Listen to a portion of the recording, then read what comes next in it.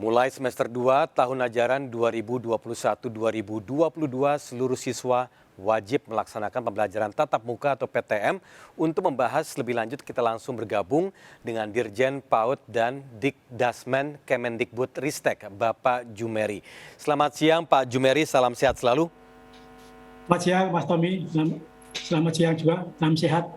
Baik Pak Jumeri, kalau melanjuti pengantar tadi, terutama terkait PTM yang resmi dimulai hari ini 3 Januari 2022 di semester 2, apakah ini merupakan kewajiban yang memang tidak ada dispensasi, seperti contohnya diberikan kesempatan orang tua untuk memilih, atau wajib, betul-betul wajib? Kita sudah menunggu lama Mas Tommy, anak-anak kita sudah membutuhkan PTM mendesak.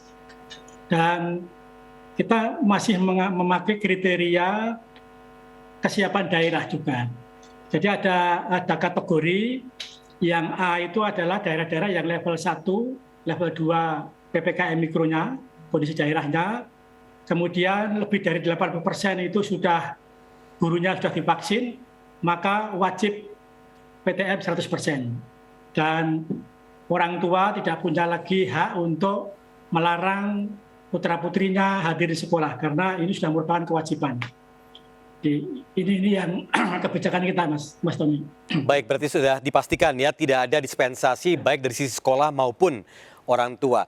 Nah, sekarang terkait dari pilihan PTM 100% di Jakarta ini, apalagi kalau melihat dari kekhawatiran terkait Omikron, kemudian juga libur Nataru. Nah, bagaimana penjelasan dari kementerian sendiri terkait hal ini? Jadi kebijakan membuka PTM terbatas 100% pada daerah dengan kategori 1 yang level 1, 2 dan 80% lebih PTK-nya sudah divaksin tadi, sudah melalui kajian dari para epidemiologi, kemudian pakar sosial. Kita berbicara dengan pemerintah daerah, dengan Kementerian Agama, Kementerian Dalam Negeri, Kementerian Kesehatan, Kemendikbudristek. Kita mempertimbangkan rendahnya capaian belajar anak-anak kita, kemudian risiko psikososial yang dialami anak-anak kita, maka dengan risiko yang rendah atas anak-anak kita, maka kita memulai pada awal semester genap tahun pelajaran 2021-2022 ini dengan pembelajaran tatap muka terbatas secara selektif. Jadi masih secara selektif. Tidak semua kabupaten kota dan provinsi kita beri kesempatan membuka PTM 100%. Daerah-daerah yang masih pada level 2 tapi capaian vaksinasi gurunya belum mencapai level 80%, masih maksimal 50% siswanya PTM. Yang 100% hanya yang level 1 dan level 1 dan 2 serta PTK-nya sudah lebih dari 80% divaksinasi. Baik, berarti ini disesuaikan juga dengan cakupan daerahnya, terutama perihal vaksinasi, baik tenaga pengajar maupun anak-anak atau siswanya. Nah, terkait vaksinasi sendiri, kita tahu bahwa vaksinasi untuk anak-anak SD atau PAUD ini kan baru dimulai Pak ya, jadi masuk dalam dosis pertama. Nah, mengapa ini juga diwajibkan untuk PTM terbatas 100% Pak? Jadi di SKB kita, dari kajian para ahli kesehatan, kita belum atau tidak mencantumkan vaksinasi peserta didik sebagai syarat pembukaan pembelajaran tatap muka. Yang dipersyaratkan adalah vaksinasi tenaga pendidik dan tenaga kependidikannya. Jadi kita belum memasukkan vaksinasi peserta didik sebagai syarat membuka pembelajaran tatap muka. Baik, berarti ini sudah menjadi salah satu bagian diskusi dengan para epidemiolog.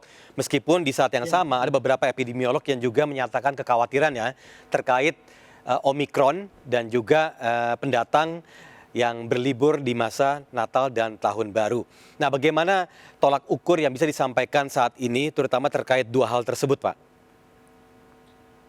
Kita akan mengikuti dinamika yang ada di PPKM Mikro. Kalau ada perubahan di sebuah kabupaten kota atas dasar instruksi Mendagri, maka kebijakan PTM itu mengikuti dinamika. Misalnya nanti Jakarta itu masuk ke level 3 lagi, maka Jakarta 50% maksimal untuk PTM-nya.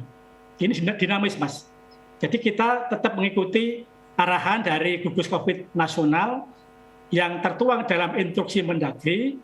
Atas dasar itu, maka status daerah sebuah kabupaten kota ditetapkan. Kalau kabupaten kota tersebut masih masuk level 1-2 dan vaksinasinya sudah lebih 80%, maka sekolah-sekolah 100% PTM.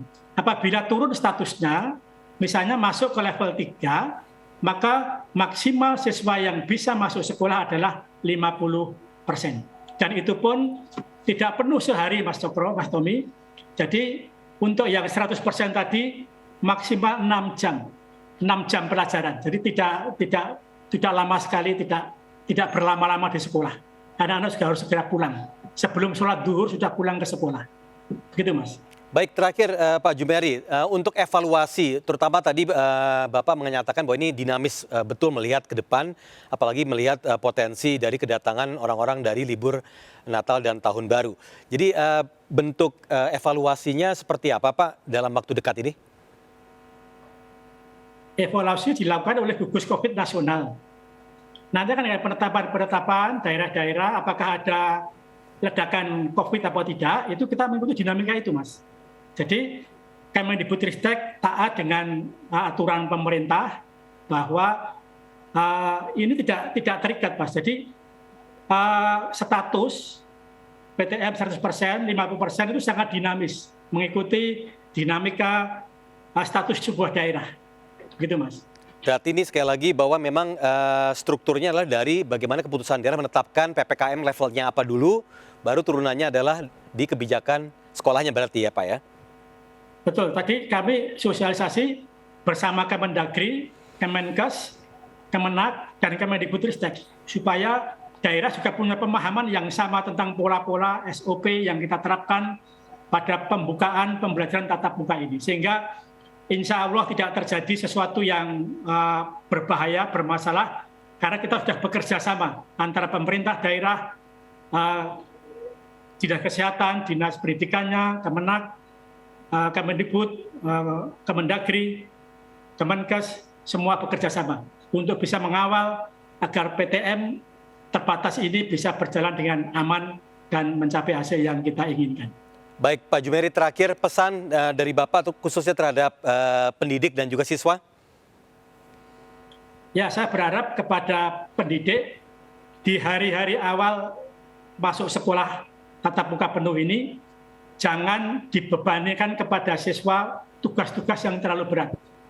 Kondisikan peserta didik, kembalikan psikologisnya, keceriaannya, semangat belajarnya agar pulih kembali.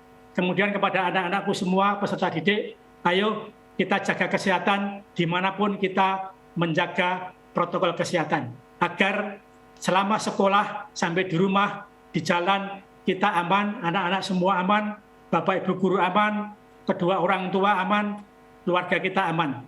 Agar pembelajaran tidak harus dihentikan karena adanya klaster COVID di sekolah-sekolah anak-anakku semua. Baik, Pak Jumeri, terima kasih atas waktunya bersama kami. Sekali lagi, mewakili tim RCTI seputar Ayu Siang, kami ucapkan salam sehat selalu. Terima kasih, Mas. Baik, Bapak Jumeri, Dirjen PAUD dan Dik Dasmen Kemendikbudristek.